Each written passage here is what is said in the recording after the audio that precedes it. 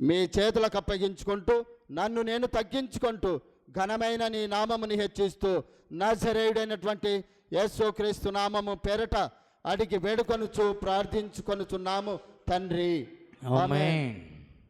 అందరు కూర్చున్నాము. మంచిది. సాయంకాలం పూట ఉపవాస ప్రార్థన కూడికకు వచ్చిన మీ అందరికీ మరొకసారి ప్రభు పేరట శుభములు, వందనములు తెలియజేస్తూ ఉన్నాం. మంచిది. చదవబడిన లేఖన భాగాన్ని మరొకసారి చదువుకుందాం. యోహాను సువార్త 3వ అధ్యాయము 14-15 వచన భాగాలు చదువుకుందాం. అరణ్యములో మోషే సర్పమును ఎలాగూ ఎత్తెనో అలాగే విశ్వసించు ప్రతి వాడును నశింపక ఆయన ద్వారా నిత్య జీవము పొందినట్లు మనుష్య కుమారుడు ఎత్తబడవలెను అని రాయబడింది. హల్లెలూయా. చూడండి, మోషే అరణ్యములో సర్పమును ఎలాగూ ఎత్తి ఉన్నాడో మనుష్య కుమారుడు కూడా అలాగున ఎత్తబడవలెను అని రాయబడింది. అసలు మోషే సర్పాన్ని ఎందుకు ఎత్తాడు అని మనం పరిశీలన చేస్తే, మోషే ఎత్తినటువంటి సర్పమునకు ఆధారము చేసుకొని యేసు ప్రభువారు ఎందుకు ఎత్తబడాలి అని మనం పరిశీలన చేస్తే, దేవుని యొక్క వాక్యము ఉపవాసముతోనూ విశ్వాసముతోనూ ఆయన సన్నిధికి వచ్చిన మనందరితో దేవుడు చాలా స్పష్టంగా తెలియజేస్తున్నమాట.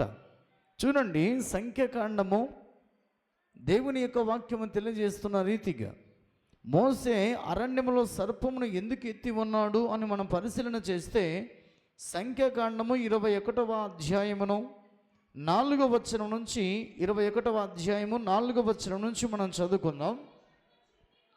వారు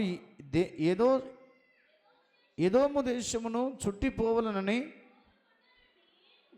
హోరు కొండ నుండి ఎర్ర సముద్రము మార్గముగా సాగినప్పుడు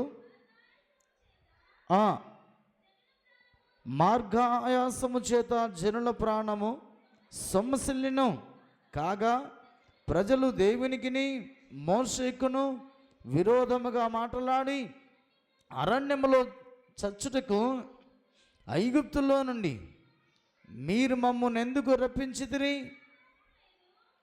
ఇక్కడ ఆహారము లేదు, నీళ్ళు లేవు, చవిసారము లేని ఈ అన్నము మాకు అసహ్యమైనదనిరి.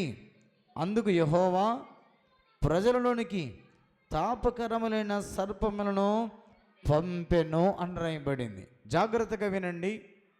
ఇశ్రాయేలుల ప్రజలందరూ కూడా ఐగుప్తు బానిసత్వము నుంచి వారందరూ కూడా ప్రయాణమే వెళుతూ ఉన్నారు. ప్రయాణమే వెళుతున్నప్పుడు హోరు కొండ నుండి ఎర్ర సముద్ర మార్గమున వారు సాగినప్పుడు మార్గ మధ్యలో వారందరి జీవితాల్లో జ్ఞాపకం చేసుకున్నప్పుడు వారు మోషే మీదను వారు దేవుని మీదను సనగడం ప్రారంభించి ఏం రాయబడింది.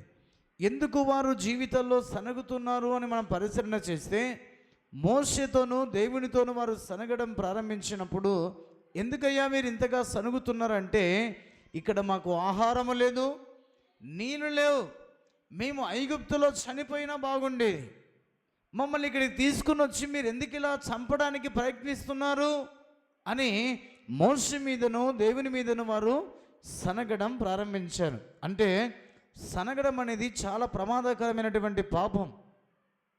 అందుకే ప్రేమైన దేవుని సంగమా, దేవుడు ఇశ్రాయేలు ప్రజల పట్ల ఎంతో ప్రేమ చూపించి ఐగుప్తు నుంచి దేవుడు కానానుకు నడిపిస్తున్నప్పుడు వారి జీవితాల్లో వారు వేసుకున్న చెప్పులు తరిగిపోలేదు, వేసుకున్న చెప్పులు చొక్కలు చినిగిపోలేదు. అంతగా దేవుడు వారిని నడిపిస్తున్నాడు. ఎక్కడికి వెళ్ళినా వారికి దేవుడు తోడై ఉన్నాడు. పగలు మేఘస్తంభమై రాత్రి అగ్నిస్తంభమై దేవుడు వారిని నడిపిస్తున్నప్పుడు వారి జీవితంలో దేవుని మీద సనగడం ప్రారంభించినప్పుడు దేవుడు వారిని చూసి దేవుడు వారి జీవితంలోనికి తాపకరమైనటువంటి సర్పములు పంపించాడు. తాపకరమైనటువంటి సర్పములు వారి మధ్యకి పంపిస్తే వారినందరినీ కూడా కరిచెను అని రాయబడింది. కరిచి అనేకులు చనిపోయారు. ప్రేమైన దేవుని సంగమా, దేవుడు ఈ సాయంకాలం పూట ఆయన సన్నిధికి వచ్చిన మనతో మాట్లాడుతున్నమాట. దేవుని మందిరానికి వస్తున్నాం, దేవునితో సహవాసం కలిగి ఉన్నాం, దేవుని మందిరంలో మనమందరం కూడా గడుపుతున్నాం. కానీ ఇశ్రాయేలు ప్రజల వలె మన జీవితాలు దేవునికి విరుద్ధంగా ఉన్నట్లయితే దేవుడు చాలా సూటిగా ఖండితంగా మాట్లాడుతున్నాడు. ఇశ్రాయేలు ప్రజల జీవితాల్లోనికి దేవుడు తాపకరమైనటువంటి సర్పములు పంపగా అవి వారిని కరిచినప్పుడు చూడండి, అక్కడ రాయబడిన మాట, ఇశ్రాయేలులో అనేకులు చనిపోయిరి. ప్రజలు మోషే యొద్దకు వచ్చి, మేము యెహోవాకును నీకును విరోధముగా మాట్లాడి పాపము చేసితిమి. చూడండి, ఇశ్రాయేలు ప్రజలందరూ కూడా ఎవరి దగ్గరికి వచ్చారు?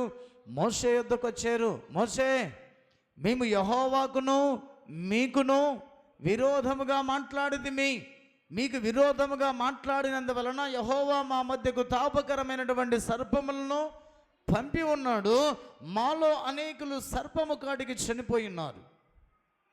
అందుకే మోషే యెహోవాకును ప్రార్థన చేయమని ఇశ్రాయేలు ప్రజలందరికీ కూడా మోషేను కొరగా, యెహోవా సన్నిధిలో మోషే యెహోవాకు ప్రార్థన చేసినప్పుడు యెహోవాకు చెప్పిన సూచన అక్కడ రాయబడిన మాట చదవండి.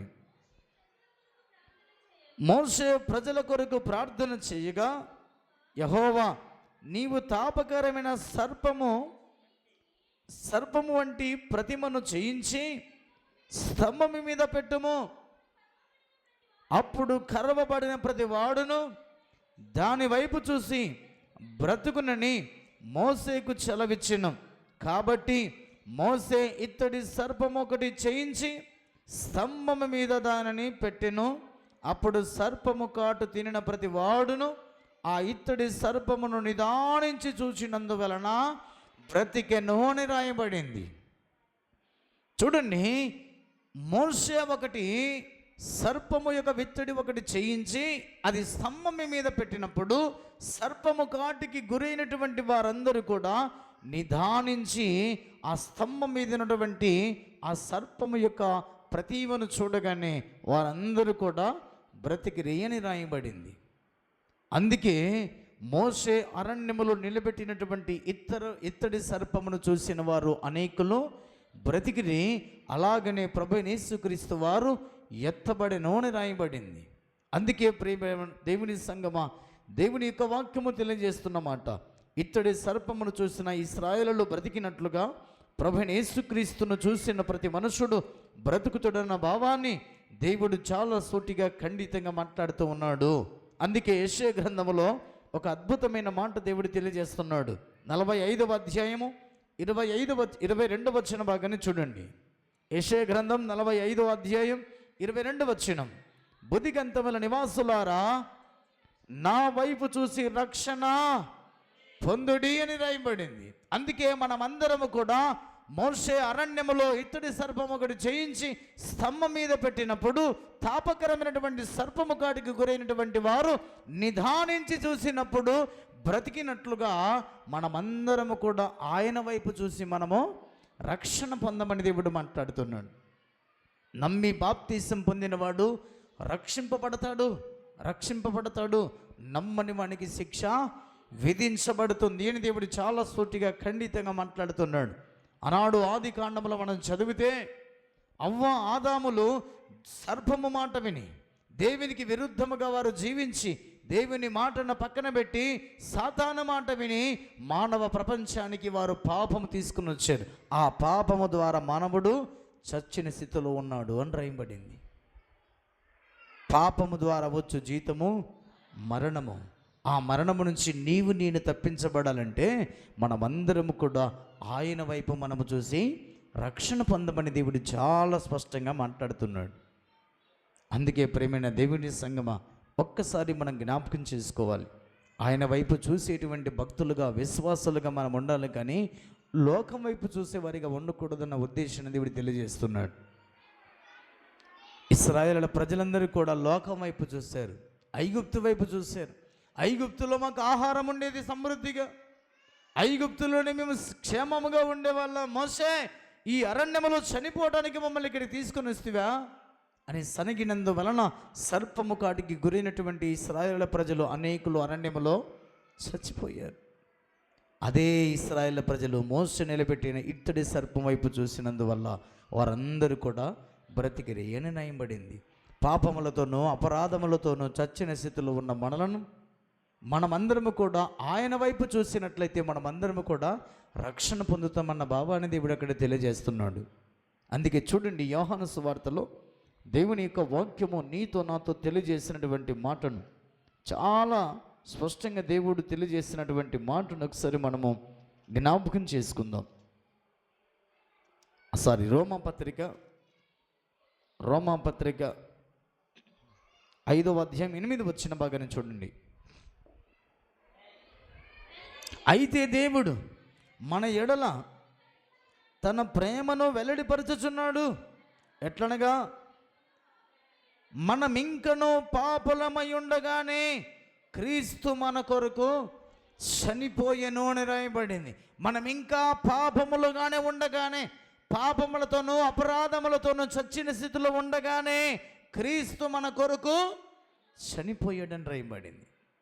చనిపోయినటువంటి ప్రభు ఎత్తబడినప్పుడు మనమందరం కూడా ఆయన వైపు చూసినట్లయితే మనము బ్రతికి నిత్య జీవాన్ని పొందుకుంటామన్న భావాన్ని దేవుడు అక్కడ చాలా స్పష్టంగా తెలియజేస్తున్నాడు. అందుకే ప్రేమైన దేవుని సంగమా, దేవుడు నీతో నాతో మాట్లాడుతున్నమాట. అవ్వ ఆదాములాగా లోకం వైపు చూస్తున్నట్లయితే, మన జీవితంలో లోకం వైపు చూస్తూ జీవితాలు కొనసాగించుకున్నామంటే, ఇశ్రాయేలుల ప్రజల వల్ల ఐగుప్తు వైపు చూస్తున్నట్లయితే, మనము సర్పము కాటు చేత ఇశ్రాయేలు ప్రజలు చచ్చిన రీతిగా మనము కూడా పాపము చేత అపరాధముల చేత చచ్చిన స్థితిలో ఉన్నప్పుడు క్రీస్తు మన కొరకు లేచినట్లుగా మనమందరము కూడా ఆయన వైపు చూసినట్లయితే చాలా స్పష్టంగా దేవుడు నీతో నాతో మాట్లాడుతున్నమాట. చూడండి, 6వ అధ్యాయం 23 వచ్చిన భాగాన్ని చూడండి. ఏలయనగా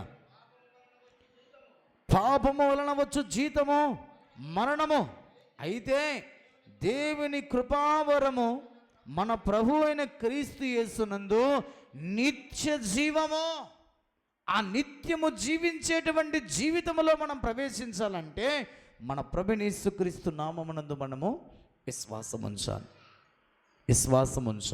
ఆయన వైపు చూస్తూ మనము రక్షణ పొందేవారిగా ఉండాలి. అప్పుడే మనమందరము కూడా ఎత్తబడి గుంపులో ఉంటామన్న భావాన్ని దేవుడు ఇక్కడ తెలియజేస్తున్నాడు. చూడండి, చివరిగా 1 కొరింథీయులకు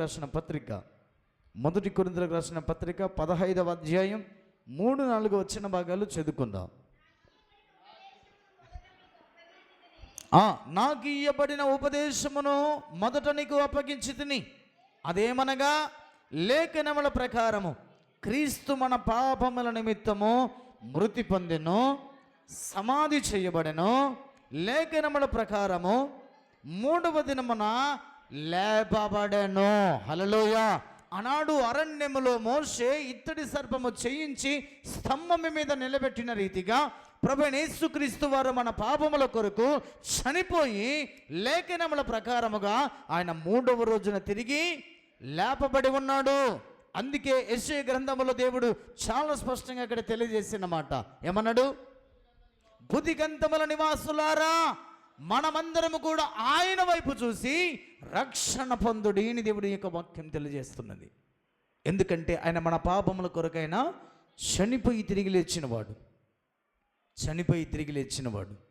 ఆయన వైపు చూస్తే రక్షణ పొందుతావు. ఆయన ఎందు విశ్వాసమునకు కర్తయు దాన్ని కొనసాగించేవాడైనా యేసు వైపు చూస్తూ పందెములో ఓపికతో పరిగెత్తగలిగితే మనమందరము కూడా రక్షణ పొందుతాం. మనమందరం కూడా నిత్య జీవమునకు వారసులుగా ఉంటామన్న భావాన్ని ఈ ఉపవాస విశ్వాస ప్రార్థన కూడికకు వచ్చిన మనందరితో దేవుడు చాలా స్పష్టంగా మాట్లాడుతున్నాడు. ఆ మాట చదవండి. లేపబడెను, ఆయన కేఫాకును తర్వాత 12 కనబడెను. అటు పిమ్మట 500 ఎక్కువైన సహోదరులకు ఒకే సమయమందు కనపడెను. వీరిలో అనేకులు ఇప్పటి వరకును నిలిచి ఉన్నారు, కొందరు నిద్రించి ఉన్నారు అని రాయబడింది. ఆ సువార్తను నమ్మినటువంటి మన జీవితాల్లో కూడా మనమందరము కూడా ఆయన నామమునందు విశ్వాసం ఉంచి నశించి నరకానికి వెళ్ళకూడనట్లుగా ఆనాడు సర్పము కాటు చేత ఇశ్రాయేలు ప్రజలు చనిపోయినప్పుడు మోస చేసిన ఇత్తడి సర్పమును చూసిన వారు బ్రతికినట్లుగా మనమందరము కూడా బుద్ధిగంతమైన నివాసులారా మనమందరం కూడా ఆయన వైపు చూసి రక్షణ పొందండి, నశించి నరకానికి వెళ్ళకుండానట్లుగా నిత్య జీవాన్ని పొందుకునే రీతిగా మనమందరము కూడా యేసు వైపు చూస్తూ రక్షణ పొందుతూ ఎత్తబడే గుంపులో మనమందరము ఉండుదుముగాక. ఆమేన్. ఇట్టి వాక్యం మనందరి జీవితంలో దేవుడు నీరు కట్టి ఫలింప చెయ్యునుగాక. ఆమేన్. మోకరించండి, తలలు వంచండి. మనందరం కూడా ఒకసారి జ్ఞాపకం చేసుకుందాం. విశ్వాసమునకు కర్తయు దాన్ని కొనసాగించువాడైన యేసు వైపు చూస్తూ మనమందరం కూడా పందెంలో ఓపికతో పరిగెత్తమన్న భావాన్ని దేవుడు చాలా సూటిగా ఖండితంగా మాట్లాడుతున్నాడు.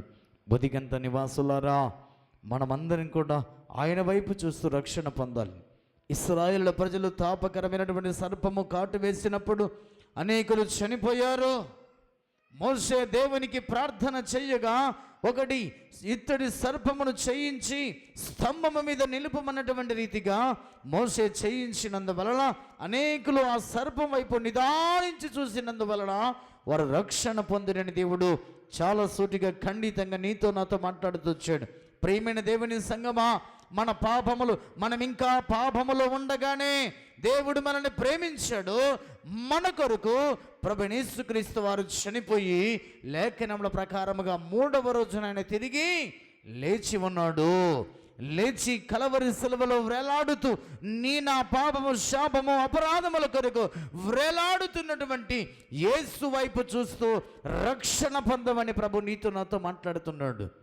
ఆయన వైపు చూసినట్లయితే పాపములతోనూ అపరాధములతోనూ చచ్చిన స్థితిలో ఉన్న మనం ఆయన వైపు చూసినట్లయితే బ్రతుకుతావు అన్న భావాన్ని దేవుడు చాలా స్పష్టంగా నీతో నాతో దేవుడు మాట్లాడుతూ వచ్చాడు. ఉపవాస ప్రార్థన కూడికకొచ్చిన ప్రేమైన దేవుని సంగమా, దేవుని ప్రజలారా, ఈ మైకు శబ్దం ద్వారా, ఈ లైవ్ ప్రోగ్రామ్ ద్వారా వాక్యం వింటున్నటువంటి మన జీవితాల్లో యేసు వైపు చూస్తున్నావా? బ్రతుకుతావు. బ్రతికిన మనమందరము కూడా నిత్య జీవాన్ని పొందుకుంటామన్న భావాన్ని దేవుడు అక్కడ తెలియజేస్తున్నాడు. లోకం వైపు చూస్తున్నావా? చనిపోతావన్న ఉద్దేశాన్ని దేవుడు అక్కడ తెలియజేస్తున్నాడు. సర్పము కుయుక్తిగా మోసం చేసినందువలన ఆదాము అవ్వలు పాపం చేశారు. ఏదేని తోటల నుంచి వెలివేయబడ్డారు. ప్రేమైన దేవుని సంగమా, పాపం నిన్ను పట్టిస్తుంది, పాపం నిన్ను చంపుతుంది. పాపము నిన్ను పరిశుద్ధమైన మందిరములో నుంచి, పరిశుద్ధమైన స్థలములో నుంచి, పరలోకము నుంచి వెలివేయబడతావన్న భావాన్ని దేవుడు చాలా స్పష్టంగా నీతో నాతో దేవుడు మాట్లాడుతున్నాడు. జాగ్రత్త. ఎవరి వైపు చూస్తున్నావు? లోకం వైపా, యేసు వైపా? ఆయన వైపు చూస్తే రక్షణ పొందుతావు. లోకం వైపు చూస్తే, లోకాశల వైపు చూస్తే, నేత్రాశ వైపు చూస్తే ఇశ్రాయేలు ప్రజలు సర్పము కాటు చేత చచ్చిన రీతిగా పాపములతోనూ అపరాధములతోనూ చస్తావన్న భావాన్ని దేవుడు చాలా స్పష్టంగా మాట్లాడుతున్నాడు. ఒక్కసారి జ్ఞాపకం చేసుకుందాం.